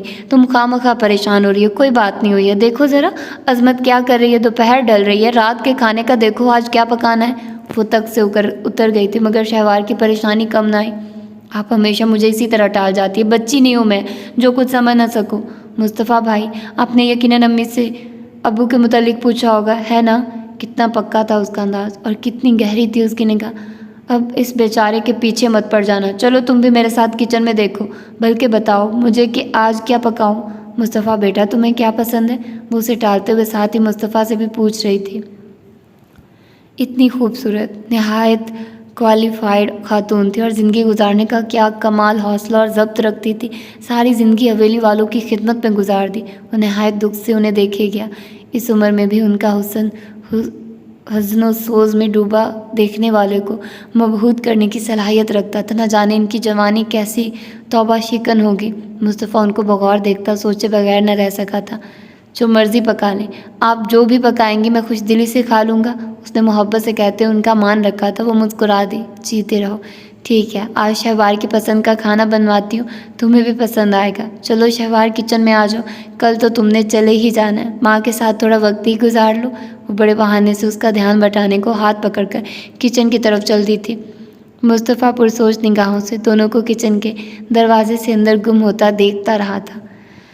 تو یہ ہے اس کی سیکنڈ ایپیسوڈ. تو میں آپ لوگوں سے پہلے ہی کہہ رہی ہوں کہ مجھے بتاؤ کہ میں کس طرح سے کروں. اگر میں کوئی اور ناول بھی اسٹارٹ کرتی ہوں تو آف کورس مجھے اس کو بھی لے کر چلنا ہے. اور ایک دن میں جتنا مرضی کر لوں، میں ایک ناول کی 4-5 ایپیسوڈز نہیں دے سکتی. سب کو ایسے پسند بھی نہیں آنا. ویسے بھی اگر میں ڈفرینٹ ناول اسٹارٹ کروں گی تو یہ طریقہ زیادہ بیسٹ ہے کہ بہت سارے ناول ایک ساتھ اسٹارٹ ہوں گے تو وہ ساتھ ساتھ چلتے رہیں گے. ٹھیک ہے. اور کیونکہ میں فری ہوں تو اسی لیے اتنا ٹائم دے پا رہی ہوں، ورنہ آپ لوگوں کو ایک ایک ہی ناول ملتا. لیکن آپ لوگ اس چیز کا فائدہ اٹھا سکتے ہیں. لیکن اب یہ ہے کہ گھر جانا ہے، گھر میں روٹین کیا ہوگی اس کا بھی مجھے آئیڈیا نہیں ہے. کچھ گھر جا کر ہی پتہ چلے گا. لیکن ابھی میں ہاسٹل میں ہوں تو اسی لیے اس چیز سے میں بھی فائدہ اٹھا رہی ہوں کہ میں بہت زیادہ ریکارڈنگ کر لوں. گھر جانے سے پہلے انشاءاللہ مالا ناول میں کمپلیٹ کر کے جاؤں گی. اور ٹوٹا ہوا تارا کی بھی میں کافی ایپیسوڈز ریکارڈ کر کے جاؤں گی. مطلب ایٹ لیسٹ 4 دنوں کی تو میں ایپیسوڈ ریکارڈ کر کے جاؤں گی. باقی 4-5 دنوں کی. باقی اور کیا، ہاں عنکبوت کی بھی ایسے ہی کروں گی اور بخت ناول کی. ٹھیک ہے. اگر کوئی شارٹ ناول ساتھ میں ہوا. آج کل ویسے بھی گاؤں میں نیٹ ورک کا بہت ایشو ہے، مجھے سمجھ نہیں آ رہی سب چیزیں کیسے مینیج ہوں گی، کیا سین ہوگا، کیا کرنا پڑے گا. اب یہ وہاں چل کر ہی مجھے اندازہ ہوگا. تو اب یہ آج کی دوسری ایپیسوڈ تھی اور کل آپ لوگوں کو تیسری ایپیسوڈ ملے گی. اگر آپ لوگوں کا مجھے رسپانس اچھا ملتا ہے تو میں کوشش کروں گی کہ ایک دن میں 2 ایپیسوڈز مطلب 1 گھنٹے کی ایپیسوڈ دوں آپ لوگوں کو. 2 ایپیسوڈ مطلب 2 گھنٹوں کی ایپیسوڈ. تو یہ تو اب آپ لوگوں کے رسپانس پر پتہ چلے گا. تو ابھی اس کی دوسری ایپیسوڈ ہے. ناول بہت زیادہ مزے کا ہے. ہاں تو اب چلتے ہیں ہم اپنی ریویو والے پارٹ کی طرف. تو جیسے کہ سٹارٹ میں وہ اس کے ساتھ سفر کرتی ہے اور وہاں پر جو کیوٹ سا سین ہوتا ہے کہ وہ اس کے بارے میں اشتیاق سے پوچھ رہی ہوتی ہے. ہوتا ہے کہ جب کوئی اس طرح سے بات ہو نا تو لڑکیوں کو بڑا اشتیاق ہوتا ہے. وہ سوچتی ہیں کہ کون سی لڑکی ہو سکتی ہے، کون سی ہو سکتی ہے. تو جب وہ لمبے بالوں والا سین تو وہ اشتیاق میں جلدی میں ایک ہوتا ہے نا ان انٹینشنلی وہ اپنے بالوں کو دیکھنے لگ جاتی ہے کہ میرے کتنے فٹ کے بال ہیں. لیکن فوراً اس کو احساس ہوتا ہے کہ یہ میں کیا کر رہی ہوں. تو خیر اس کے بعد یہ اس کو اسٹوری سناتی ہیں. اچھا اب میں پڑھ رہی ہوں نا تو مجھے بہت ساری چیزیں یار مجھے وہ نوسٹیلجیا فیل ہو رہا ہے. وہ وقت یاد آ رہا ہے جب میں اس ناول کو پڑھتی تھی. ہم لوگ کتنا انتظار کرتے تھے، پورا مہینہ انتظار کرنا پڑتا تھا. اور میں پہلے بتا چکی ہوں کہ مہینہ بھی کچھ نہیں، کبھی کبھی ہمیں 6 مہینوں تک انتظار کرنا پڑتا تھا. پھر ایک ساتھ ہمیں 6 ایپیسوڈز مل جاتی تھی. تو وہ ٹائم میں یاد کر رہی ہوں، وہ کیسا ٹائم تھا. اچھا دور تھا یار. تب میری دادی زندہ تھی، میرے بابا بھی تھے. اور مجھے یاد ہے میں ایک دن ناول پڑھ رہی تھی، ڈائجسٹ پڑھ رہی تھی. میرے بابا نے چھین کر مجھ سے ڈائجسٹ چولہے میں ڈال دیا تھا تو جل بھی گیا تھا کچھ. تو بابا کو نہیں پسند تھا نا ناولس. وہ کہتے آپ ہی کو بھی ڈانٹتے تھے کیا تم نے لگایا ان کو. حالانکہ وہ اتنا نہیں کرتے تھے، اتنا ریئیکشن پتہ نہیں. میں تو اس دن خود حیران ہوئی کہ بابا اتنا کیوں ریئیکٹ کر رہے ہیں. تو خیر اب وہی میں کام کر رہی ہوں، وہی میں ہر وقت ناول پڑھتی ہوں. پتہ نہیں یار مجھ سے لوگ پوچھتے ہیں کہ ناول سے آپ کیا سیکھتے ہیں. میں ناولس کو کبھی بھی اپنی پرسنل لائف سے ریلیٹ نہیں کیا. ہاں میں اچھی چیزیں شاید یہ ایسے ہی ہے کہ میں سیکھ جاتی ہوں، پتہ نہیں خود بخود اچھی باتیں آ جاتی ہوں گی. میں کبھی ویسے بھی پرسنل لائف میں کبھی بھی کسی کا برا نہیں چاہتی. میں کبھی برا نہیں سوچتی کسی کے بارے میں. تو میں ہمیشہ رہتی ہوں پازیٹیو رہتی ہوں، پازیٹیو چیزیں نکالتی ہوں. تو لیکن یہ ہے کہ سچویشن کبھی کبھی بہت نیگیٹیو ہوتی ہے تو بہت مشکل ہو جاتا ہے پازیٹیو رہنا، لیکن یہ ضروری ہوتا ہے. باقی ناول جو ابھی آپ لوگوں نے ابھی تک دیکھا تو اس میں ہمیں یہ پتہ چلا کہ انا کا جو ہے کریکٹر تھوڑا الجھا ہوا ہے، اس کی سمجھ نہیں آ رہی. اور انا کا بھی اگر ہم لوگ دیکھیں تو وہ فرسٹریٹڈ ہے. وہ کسی کو پسند کرتی ہے، وہ اظہار نہیں کر سکتی، وہ اس کو بتا نہیں سکتی اور وہ اندر ہی اندر پک رہی ہے، اندر ہی اندر گھل رہی ہے. تو اس لیے وہ فرسٹریٹڈ ہوتی ہے. اس کو چھوٹی چھوٹی باتیں بہت زیادہ فرسٹریٹڈ کر دیتی ہیں. اور پھر وہ ولید وہ اس کو ایز اے کزن کے طور پر لے رہا ہے کہ بھئی یہ کیوں پریشان ہے. اس کے بھی مائنڈ میں ہوگا کہ اس ایج میں لڑکیوں کو ہو جاتا ہے، کوئی پریشانی ہوگی، کیا ہو گیا اس کے ساتھ، کیا وجہ ہوگی. تو وہ اس چیز کو لے کر تھوڑا ٹچی ہو رہا ہے. تو لیکن یہ ہے کہ باقی جو اس کا تبندہ بوا کا جو سین ہوتا ہے وہ بھی اپنی وہ فیملی کے بارے میں بتا رہا ہوتا ہے، مصطفیٰ اس چیز کو لے کر امپریس ہوتا ہے. پھر مصطفیٰ اور شہوار کا جو ڈائلاگ ہوتا ہے کہ وہ اس کے ساتھ اپنی ساری باتیں شیئر کر دیتی ہے اور اس سے مدد مانگتی ہے. اچھا لگا. ویسے یہ بہت سیلف رسپیکٹ والی بندی ہے، لیکن یہ مصطفیٰ سے اس طرح شیئر کرے گی. آگے بھی ان کا کریکٹر بہت مزے سے اسٹوری چلتی ہے. آپ کو بہت دفعہ فیل ہوگا کہ یار تھوڑا غصہ بھی آئے گا، پر غصہ ان دا سینس کہ آپ بہت زیادہ انوالو ہو جاؤ گے، کیونکہ میں اس چیز کو فیل کیا ہے نا. میں نے یہ ناول پڑھا ہے اور میں نے اس ناول کا ہر ایپیسوڈ کا انتظار کیا ہے بہت زیادہ. تو پہلے تو پتہ نہیں میں کیسی عجیب سی ہوتی تھی یار کہ مجھ سے تو انتظار ہی نہیں تھا. اب تو بہت زیادہ ٹھہراؤ آ گیا لائف میں، اب بہت زیادہ میچورٹی آ گئی ہے، اب اتنا فرق نہیں پڑتا. لیکن آپ لوگ ابھی چھوٹے ہو گئے، آپ لوگوں کا اتنا وہ نہیں ہونا اسٹیمنا. لیکن ابھی تو میرا خیال ہے آپ لوگوں کا اسٹیمنا بہت زیادہ کم ہے. آپ لوگوں کا بس چلے تو آپ لوگوں کو لگتا ہے کہ ایک ہی وقت میں سارا ناول کمپلیٹ کر لیں، لیکن ایسے نہیں ہوتا. ٹھیک ہے نا، ایسے بالکل بھی نہیں ہوتا. بچوں میری بات سن لو، تھوڑا اپنی زندگی میں وہ لاؤ، تھوڑا وہ تحمل لاؤ. ٹھیک ہے، تھوڑے ریلیکس رہا کرو، تھوڑی چیزوں کو مینیج کیا کرو. اتنی زیادہ کسی بھی چیز کے لیے ڈیسپریٹ ہونا، اتنے زیادہ اس کا کرنا یہ اچھی بات نہیں ہے. تو چیزوں کو مینیج کرو، بیلنس رکھو ہر چیز میں. ہر چیز اپنے وقت پر ہی اچھی لگتی ہے. اب جیسے کہ میں ڈراماز دیکھ رہی ہوں، تو آف کورس ڈرامہ میں نے بہت سالوں بعد دیکھنا شروع کیا. پہلے میں نے دیکھا تھا، تو اب آپ کو ہوتی کیوریوسٹی اس کے اگلے ایپیسوڈ میں کیا ہونا، اگلی ایپیسوڈ میں کیا ہونا، کب آئے گی. میں بس دیکھ لیتی ہوں، اس کے بعد بس نارمل اپنے دوسرے کام کرنے لگ جاتی ہوں. میں سوچتی ہی نہیں کہ اب اگلی ایپیسوڈ کا کیا سین ہے، کیا ہونا ہے. تو آپ لوگوں کو بھی میں یہی کہہ رہی ہوں، اپنی نارمل لائف کو انجوائے کریں، وہ کریں. اور اس وقت مجھے اتنی زیادہ سویٹنگ ہو رہی ہے، بہت گرمی ہے یار. پنکھے کے بغیر ریکارڈنگ کرنا بہت مشکل ہے، اور پنکھے کی آواز بہت اریٹیٹنگ ہے. میں نہیں چاہتی کہ آپ لوگوں کو ایسی وائس کے ساتھ ناول دوں جو صحیح نہ ہو. پر خیر اچھے دن آنے والے ہیں، سردیاں آنے والی ہیں. یہ اگست کا مہینہ ہے، اس کے بعد سپٹمبر میں انشاءاللہ تھوڑا بہت نارمل ہو جائے گا. لیکن زیادہ اچھا نہیں ہونا. زیادہ اچھا دسمبر میں جا کر ہی ہوگا. لیکن آف کورس ابھی اگر اس وقت کی بات کروں تو اس سے تو بہت ہی اچھا ہو جائے گا ٹائم. تو خیر لیٹس سی کیا ہوتا ہے. بس آپ لوگ اپنا ڈھیر سارا خیال رکھیے. ملتے ہیں اس کی تیسری ایپیسوڈ میں. میں پھر کہوں گی مجھے شیڈیول بنا کر دے دو یا کچھ بتا دو، تاکہ میرے اندر کوئی تھوڑا سا ہو کہ آپ لوگوں کو کب کتنی ایپیسوڈ دوں. تو ملتے ہیں کل. اللہ حافظ.